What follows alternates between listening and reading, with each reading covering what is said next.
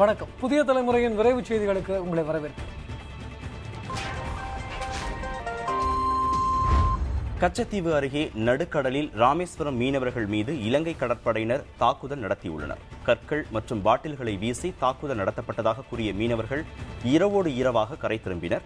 இலங்கை படையினர் வானத்தை நோக்கி துப்பாக்கிச்சூடு நடத்தி மிரட்டியதாகவும் பாதிக்கப்பட்ட மீனவர்கள் தெரிவித்தனர்.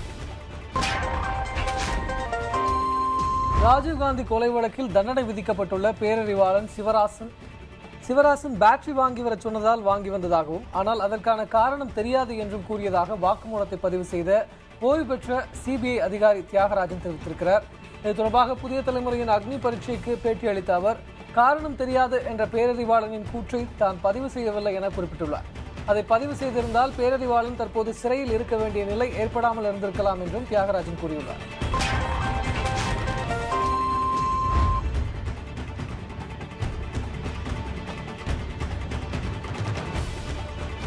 ராஜீவ்காந்தி கொலையில் ISI, இஸ்ரேல் நாட்டின் மொசாத் போன்ற வெளிநாட்டு உளவு அமைப்புகளின் சதி இருக்கலாம் என ஓய்வு பெற்ற சிபிஐ அதிகாரி தியாகராஜன் தெரிவித்திருக்கிறார். இது தவிர ராஜீவ் கொலையில் உள்நாட்டு சதி இருக்கவும் வாய்ப்பிருப்பதாக அவர் சந்தேகம் எழுப்பியிருக்கிறார். ராஜீவ்காந்தி கொலை வழக்கில் வெளிநாடுகளில் இருந்த சிலர் உட்பட பலரிடம் விசாரணை நடத்தப்படவில்லை என்ற ஆதங்கம் தனக்கு இருப்பதாக அந்த வழக்கினுடைய விசாரணை அதிகாரி ரகோத்தமன் தெரிவித்திருக்கிறார்.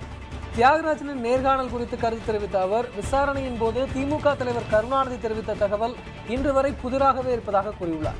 குற்றவாளிகளின் வாக்குமூலத்தை வைத்து மட்டுமே தண்டனை விதிக்கப்படுவதில்லை என்றும் ரகோத்தமன் சுட்டிக்காட்டினார்.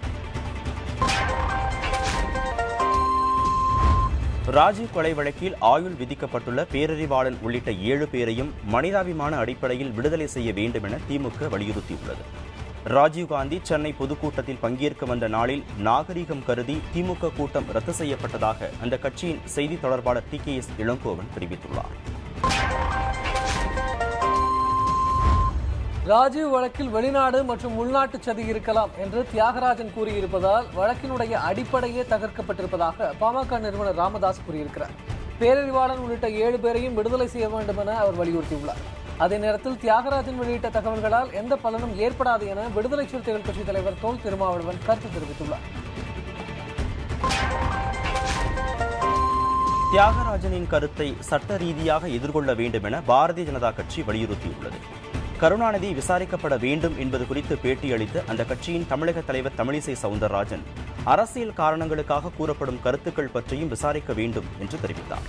இதனிடையே தியாகராஜனின் கருத்தை கவனத்தில் கொண்டு பேரறிவாளன் உள்ளிட்ட 7 பேரையும் விடுவிக்க வேண்டும் என இந்திய கம்யூனிஸ்ட் கட்சி வலியுறுத்தியுள்ளது. ராஜீவ் கொலை குற்றவாளிகளை விடுதலை செய்யக்கூடாது என காங்கிரஸ் மூத்த தலைவர் கோபண்ணா கூறியுள்ளார். இந்த வழக்கில் ஜெயின் கமிஷன் பரிந்துரைத்தபடி சுப்பிரமணிய சுவாமி, கருணாநிதி உள்ளிட்டோர் விசாரிக்கப்படவில்லை என காங்கிரஸ் கட்சியைச் சேர்ந்த திருச்சி வேலுச்சாமி குற்றம் சாட்டியுள்ளார்.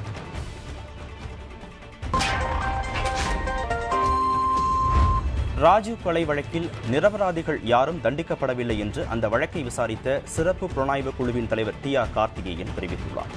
விசாரணையில் தவறு உள்ளதாக புகார் கூற தொடங்கினால் அதற்கு முடிவே இருக்காது என்றும் அவர் தெரிவித்துள்ளார்.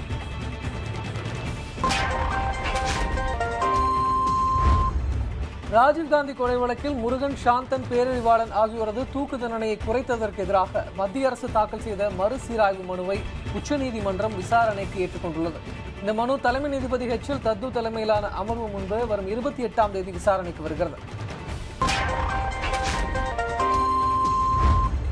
தமிழகம் உள்ளிட்ட வெளி மாநிலங்களிலிருந்து கொண்டுவரப்படும் காய்கறிகள், பழங்கள் உள்ளிட்டவற்றுக்கு தரச்சான்று சமர்ப்பிப்பதற்கான கால அவகாசத்தை வரும் ஆகஸ்ட் 4ஆம் தேதி வரை கேரள அரசு நீட்டித்துள்ளது.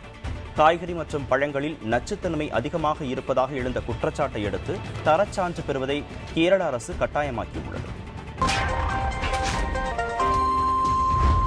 தமிழகத்திலிருந்து பிற மாநிலங்களுக்கு தொழிற்சாலைகள் செல்வதாக சில கட்சிகள், அமைப்புகள் கூறுவது உண்மைக்கு மாறான தகவல் என மத்திய தொழில் மற்றும் வர்த்தகத்துறை அமைச்சர் நிர்மலா சீதாராமன் தெரிவித்துள்ளார். கோவையில் பேசிய அவர், தமிழக தொழில் நிறுவனங்கள் வெளிமாநிலத்திற்கு செல்வதாக கூறுவோர் அதற்கான ஆதாரங்களை வழங்க வேண்டும் என வலியுறுத்தினார். NLC தொழிலாளர்கள் நாளை தலைமை அலுவலகத்தை நோக்கி பேரணியாக சென்று மறியல் செய்ய முடிவு செய்திருக்கின்றனர். புதிய ஊதிய மாற்று ஒப்பந்தத்தை நடைமுறைப்படுத்தும் வரை வேலைநிறுத்த போராட்டம் தொடரும் என்றும் தொழிலாளர்கள் உறுதிபட தெரிவித்தனர். டார்னியர் விமானத்தின் கருப்பு பெட்டி அமெரிக்கா எடுத்துச் செல்லப்பட்டதாக கடலோர காவல்படை கிழக்கு பிராந்திய ஐஜி ஷர்மா தெரிவித்திருக்கிறார். புதிய தலைமுறை செய்தியாளரிடம் பேசிய ஷர்மா, கருப்பு பெட்டியிலிருந்து தகவல்களை சேகரிக்க ஒரு வாரம் கூட ஆகலாம் என்றும் கூறியுள்ளார். உயர்நீதிமன்றங்களில் அந்தந்த மாநில மொழியையே வழக்காடு மொழியாக ஆக்குவதற்கான ஆலோசனையில் சட்ட அமைச்சகம் ஈடுபட்டிருப்பதாக மத்திய சட்டத்துறை அமைச்சர் சதானந்த கவுடா தெரிவித்திருக்கிறார். சென்னையில் செய்தியாளர்களிடம் பேசிய அவர், வழக்காடு மொழி விவகாரத்தில் உச்சநீதிமன்றத்துடன் கலந்து ஆலோசித்து நடவடிக்கை எடுக்கப்படும் என்றார். மும்பை தொடர் குண்டுவெடிப்பு வழக்கில் மரண தண்டனை விதிக்கப்பட்டுள்ள யாகூப் மேமனின் கருணை மனு மீது மாநில உள்துறை சட்டத்துறை அதிகாரிகளுடன் மகாராஷ்டிர ஆளுநர் வித்யாசாகர் ராவ் ஆலோசனை நடத்தினார். மும்பையில் நடைபெற்ற ஆலோசனை கூட்டத்திற்கு பிறகு செய்தியாளர்களிடம் பேசிய அதிகாரிகள் சிலர் இந்த விவகாரத்தில் எந்த முடிவும் எடுக்கவில்லை என தெரிவித்தனர். வைகை அணையில் வரும் 28ஆம் தேதி நடைபெற இருந்த முல்லை பெரியாறு அணையில் துணை கண்காணிப்பு குழுவின் ஆய்வு ரத்து செய்யப்பட்டுள்ளது. இது தொடர்பாக தமிழக மற்றும் கேரள துணைக்குழு உறுப்பினர்களுக்கு கடிதம் எழுதியுள்ள மூவர் கண்காணிப்பு குழு தலைவர் நாதன் 28ஆம் தேதி முல்லை பெரியாறு அணையில் ஆய்வு நடத்த வேண்டும் என்று உத்தரவிட்டிருக்கிறார். சென்னை கொளத்தூரில் குடிநீர் தட்டுப்பாட்டை போக்க வலியுறுத்தி வரும் 30ஆம் தேதி போராட்டம் நடத்தப் போவதாக திமுக பொருளாளர் ஸ்டாலின் அறிவித்திருக்கிறார். கொளத்தூரில் தொகுதி பிரச்சனையை கேட்கும் விதமாக நடத்தப்பட்ட குறைதீர்ப்பு கூட்டத்தில் பேசிய ஸ்டாலின், குடிநீர் பிரச்சனையை தீர்க்க அரசு உடனடி நடவடிக்கை எடுக்க வேண்டும் என வலியுறுத்தினார். முன்னாள் அமைச்சர் KN நேருவின் சகோதரர் ராமஜெயம் கொலை வழக்கில் 10 பேரிடம் உண்மை கண்டறியும் சோதனை நடத்த CBCID முடிவு செய்திருக்கிறது. திருச்சி குற்றவியல் நடுவர் நீதிமன்றத்தில் இதற்காக அனுமதி கேட்டு CBCID சார்பில் மனு தாக்கல் செய்யப்பட்டுள்ளது. நாளை நடைபெறவுள்ள FM ரேடியோ 3ஆம் நிலை மின்னணு ஏலத்தில் பங்கேற்க சன் குழுமத்தின் ரெட் FM நிறுவனத்திற்கு அனுமதிப்பது தொடர்பான வழக்கு விசாரணை டெல்லி உயர்நீதிமன்றத்தில் இன்று நடைபெறவுள்ளது. தேசிய பாதுகாப்பு கருதி ஏலத்தில் பங்கேற்க அனுமதி மறுப்பதாக மத்திய அரசு கூறுவது ஏற்கத்தக்கதுதானா என்பதை தீர்மானிக்க இந்த சிறப்பு அமர்வு நடைபெறவுள்ளது. ஆடிப்பெருக்கை முன்னிட்டு மேட்டூர் அணையிலிருந்து கூடுதலாக தண்ணீர் திறக்கப்பட்டுள்ளது. குடிநீருக்காக ஏற்கனவே திறந்துவிடப்பட்டுள்ள 2000 கன அடி நீருடன் கூடுதலாக வினாடிக்கு 4000 கன அடி தண்ணீர் திறந்துவிடப்படுகிறது.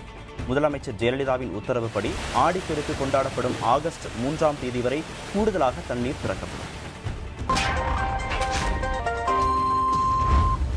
தமிழகத்தில் அதிமுக அரசு கல்விக்கு அதிக முக்கியத்துவம் கொடுத்து வருவதாக நிதியமைச்சர் பன்னீர்செல்வம் தெரிவித்துள்ளார். தேனி மாவட்டத்தில் விலையில்லா மிதிவண்டி வழங்கும் நிகழ்ச்சியில் பேசிய பன்னீர்செல்வம், கடந்த 4 ஆண்டுகளில் 41 கல்லூரிகள் தொடங்கப்பட்டதாக கூறினார். புதிய தலைமுறை சார்பில் நடைபெற்ற வீட்டுக்கு ஒரு விஞ்ஞானி நிகழ்ச்சியில் தேர்வு செய்யப்பட்ட மாணவர்களுக்கு பரிசுகள் வழங்கப்பட்டன. பூந்தமல்லி கரையான் சாவடியில் உள்ள சுதர்சனம் வித்யாசரம் மெட்ரிக் மேல்நிலைப் பள்ளியில் இந்த நிகழ்ச்சி நடைபெற்றது. இதில் 40க்கும் அதிகமான பள்ளிகளைச் சேர்ந்த 300 மாணவ மாணவிகள் தங்களின் படைப்புகளை காட்சிக்கு வைத்திருந்தனர். இதேபோன்று கிருஷ்ணகிரி மாவட்டம் ஊத்தங்கரையில் உள்ள அதியமான் மகளிர் கலைக்கல்லூரியில் அறிவியல் கல்லூரியிலும் தூத்துக்குடியில் உள்ள குட் ஷெஃபர்ட் மாடல் பள்ளியிலும் வீட்டுக்கு ஒரு விஞ்ஞானி நிகழ்ச்சி நடைபெற்றது. போரூர் ஏரியை பாதுகாக்க வலியுறுத்தி மனிதச்சங்கிலி போராட்டம் நடைபெற்றது. போரூர் குன்றத்தூர் சாலையில் நடைபெற்ற இந்த போராட்டத்தில் போரூர் ஏரியை சீரமைத்து மீண்டும் மக்கள் பயன்பாட்டிற்கு கொண்டு வர வேண்டும் என வலியுறுத்தப்பட்டது. அண்மைச் செய்திகளுக்கும் புதிய தகவல்களுக்கும் தொடர்ந்து இணைந்திருங்கள்.